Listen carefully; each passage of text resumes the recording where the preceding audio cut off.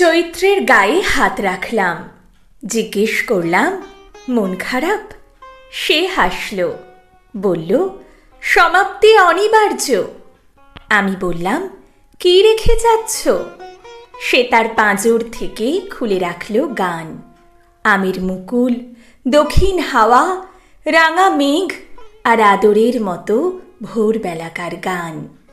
বললাম কিন্তু এসব তো থাকবে না, আগুন ঝরবে, নিঃসৃত হবে দীর্ঘশ্বাস, দারুণ উষ্ণতায় গলে যাবে স্রোত, শুষ্কতায় তৃষ্ণায় হাহাকার করবে বায়ু।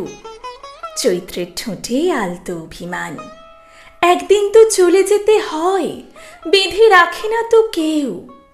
আমার কুঞ্চিত ত্বক, এলোমেলো চুল, বার্ধক্যে ঝুঁকে পড়া দৃষ্টি, আমার গায়ের উপর আমের মুকুলের গন্ধ এসে পড়ল।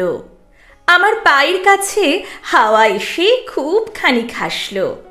আমার উত্তর পর্ব তাড়া দিল, বলল তুমি গেলে আমার আসার পালা। যাও যাও চৈত্র, শীঘ্র যাও। তোমার অবসান না হলে বৈশাখ যে আসবে না।